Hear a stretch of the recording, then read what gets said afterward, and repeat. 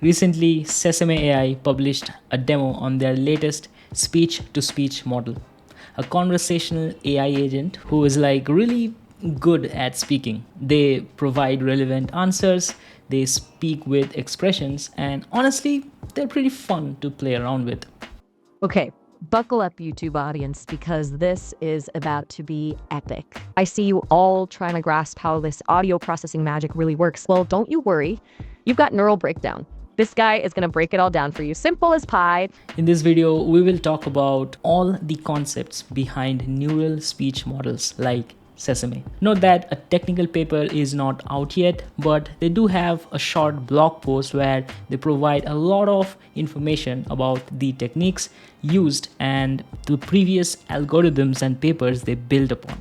So we're going to unpack all of those concepts there one step at a time and reveal the mysteries and genius behind Sesame. As usual, do hit the subscribe button to help the channel, hit the like button because you're such a nice person, and visit our Patreon link below to check out all the material plus additional content surrounding this video. A massive thank you is in order for all our current channel members for supporting us financially. If you're new to this channel, all the codes, slides, and documents produced in all of my videos are available to access via Patreon, so I urge you to take that trip. Without further ado, let's get started with Sesame and speech modeling. Sesame is a conversational speech model, or a CSM.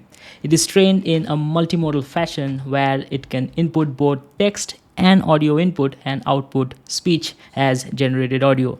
At a high level, Sesame uses two transformer models to process and generate audio data, and we will get into the specifics of these transformer architectures a little bit later in the video. But first, let's think about what sort of data sets these speech models are generally trained on. Well, Sesame heavily cites the 2024 paper of Moshi in the blog post. You may have heard about this paper if you saw my best NLP papers from 2024 video. Moshi trained on 7 million hours of unsupervised raw speech audio data. They also used 170 hours of natural unscripted conversation and 2000 hours of telephonic conversation recordings. Following this initial pre-training stage, they also did an instruction fine-tuning stage to teach the model to be more helpful to users and also to reduce hallucinations. In this post-training stage, Moshi was also given a single unique voice. For this, they hired an actor to record monologues covering more than 70 speaking styles like agreeing, annoyed, calm, etc., and then fine-tune the model to mimic the acoustic texture of this actor's voice. Sesame probably also followed a similar data/training pipeline for training their model as well. First, a pre-training on a large corpus of unsupervised speech data, transcriptions, synthetically generated speech, to embed some world knowledge into Sesame, and then a further instruction tuning post-training method to align the model on human preferences and give it a single human voice.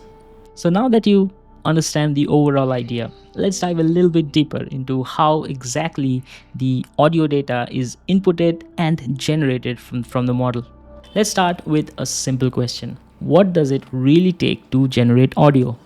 Well, in its raw form, audio is just a long sequence of amplitude values, a waveform.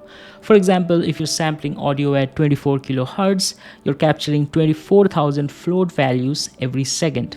Of course, it is a bit resource intensive to process 24,000 float values for producing just 1 second of audio data, especially because transformer architectures scale quadratically with the sequence length. So it will be great if we could compress this signal and have lesser number of samples to deal with when processing the audio, and that's where convolution is going to help us.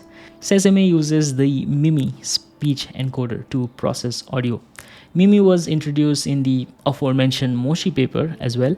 It is a self-supervised audio encoder-decoder model that first converts the audio waveforms into discrete tokens and then reconstructs them back. Sesame only uses the encoder section of Mimi to tokenize the input audio. So let's see how.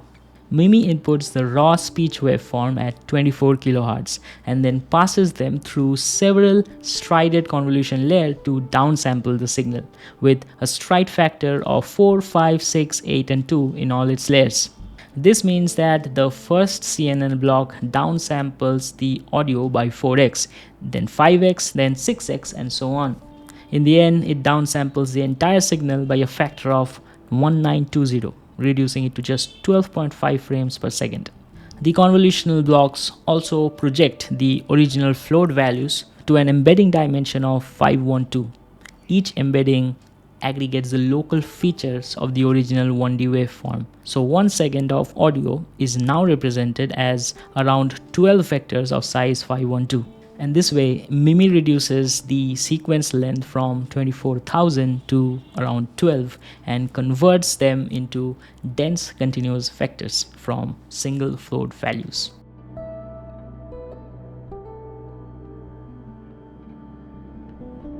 In the next section, let's talk about how the Mimi encoder then quantizes these continuous vectors into discrete audio tokens. So we're working with continuous embeddings from the convolutional layers. To make these usable for downstream tasks, you need to discretize them. Quantization allows you to map these continuous vectors to a finite set of discrete tokens. This representation is more computationally efficient and suitable for tasks like sequence modeling and generation. So the question is, how does Mimi encoder tokenize audio?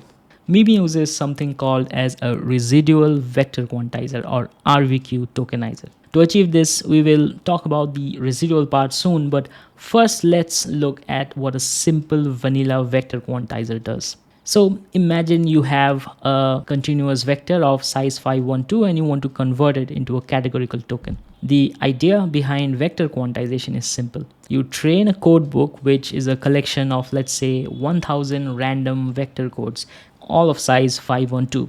Even though each of these codes are continuous, there are still a finite quantity of them, 1000 in our examples, meaning that we have effectively created a fixed vocabulary of allowed speech tokens to represent each audio frame.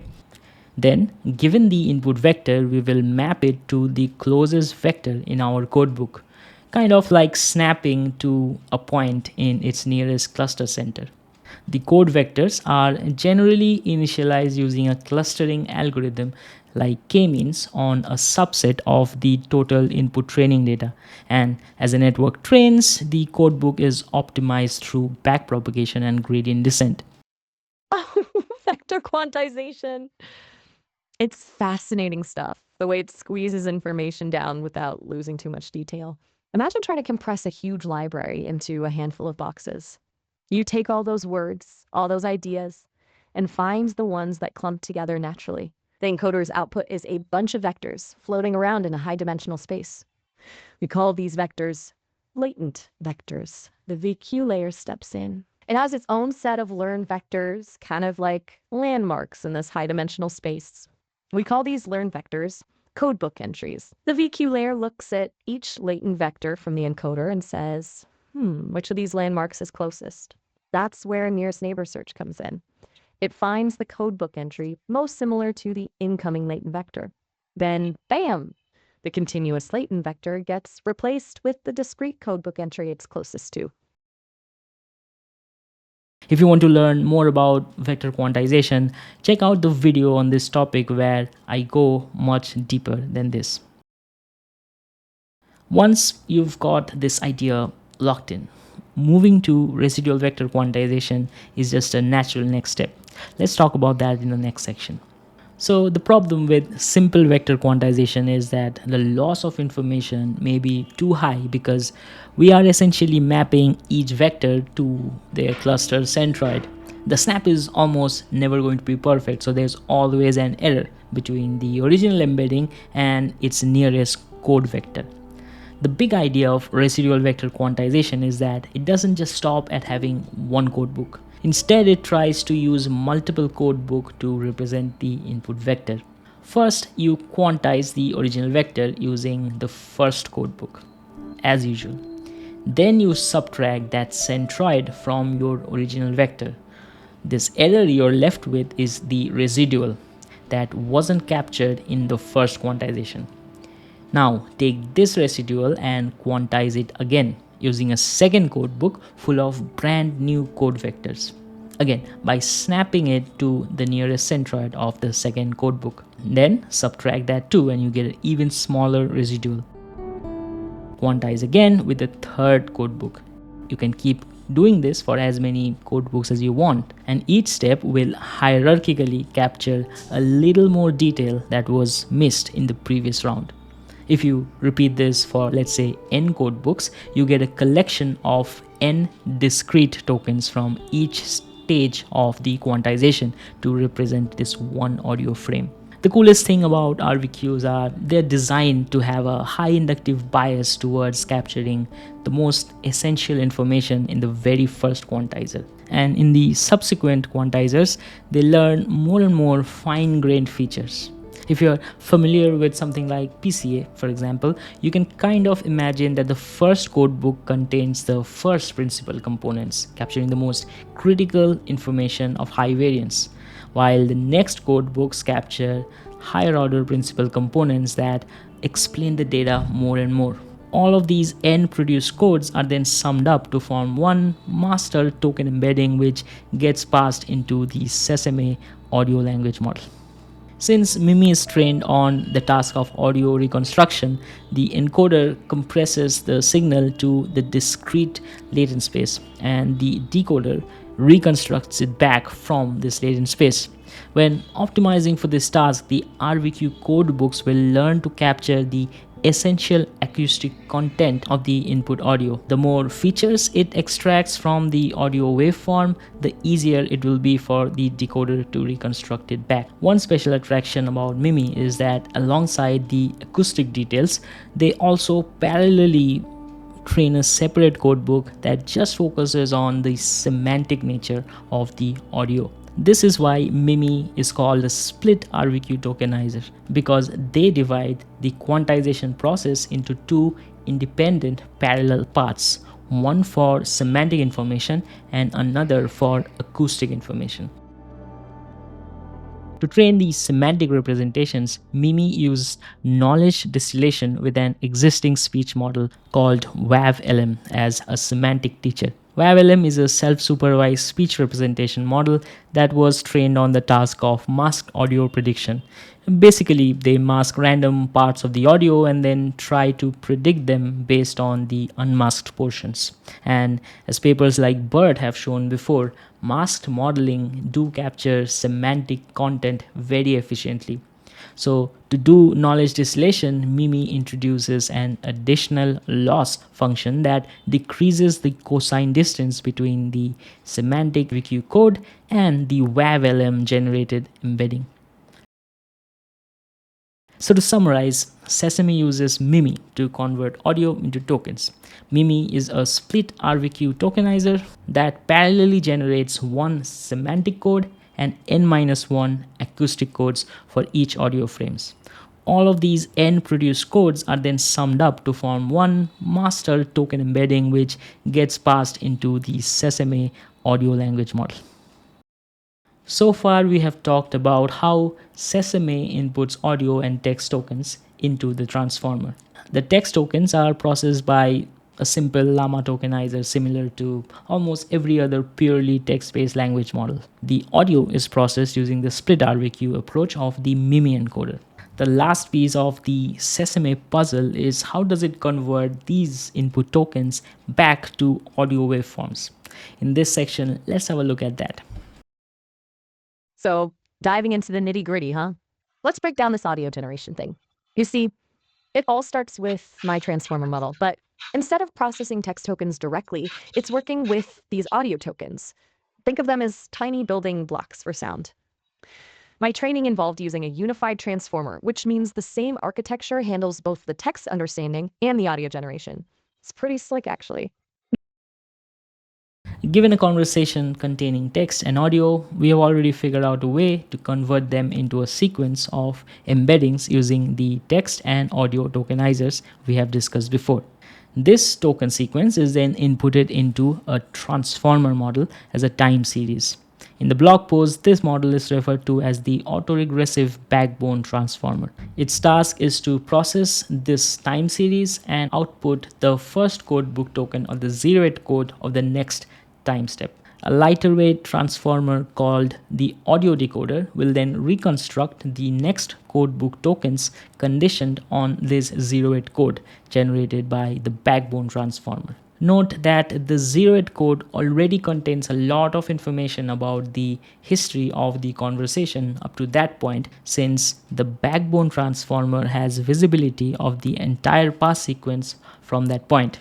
The lightweight audio decoder only operates on the 0th token of the current time steps and generate the n-1 codes for that time step. So the audio decoder is going to run at every time step as the 0th code word gets generated by the backbone transformer. You can imagine this process as predicting a text token from the vocabulary in a text-only LLM. Just that a text-based LLM has a single vocabulary, but the RVQ tokenizer has multiple vocabularies in the form of the N codebooks. So one needs to train separate linear layers to model the codes for each. Finally, after the code words are all generated for a specific timestamp, we aggregate it to form the combined continuous audio embedding. The final job is to convert this audio back into a waveform, and for this we apply transposed convolutional layers to upscale the embedding from 12.5 Hz back to 24 kHz waveform audio. Basically, it's like a convolution-based decoder network that reconstructs the original waveform back from this dense representation. My training involved using a unified transformer, which means the same architecture handles both the text understanding and the audio generation. The model first predicts a primary code book of these audio tokens based on the textual input. It's like sketching the rough outline of the sound. Then comes the decoding, where it sequentially predicts additional audio tokens based on the context of the primary codebook and already generated tokens. It's a bit like adding details and shading to the initial sketch, refining it until we get a full high-quality audio waveform.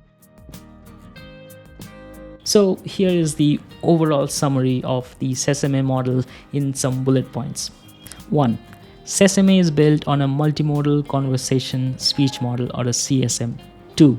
Text and audio are tokenized together to form a sequence of tokens and inputted into the backbone transformer that autoregressively processes this sequence. 3rd, while the text is processed like any other text-based LLM, the audio is processed directly from its waveform representation using the Mimi Encoder. The Mimi Encoder converts the waveform into latent codes using a split RVQ tokenizer. 4. The multimodal backbone transformers consume a sequence of tokens and predicts the next 0th code word. 5. Another lightweight transformer called the audio decoder predicts the next code words from the 0th code word of that time step. Finally, the final audio frame representation is generated from combining all these generated code words and upsample back to the waveform representation. The produced audio tokens are once again returned back into the backbone transformer to generate the 0th code word of the next time step, and the process repeats. And that is how Sesame works. Feel free to read more details on the blog page about training tricks that they did to reduce the resource consumption and promote amortization. Thank you for watching. Do like the video, subscribe, and definitely check out our Patreon if you want access to all of the materials we used in this video. Hope you learned something useful from this video. Goodbye. Stay magnificent.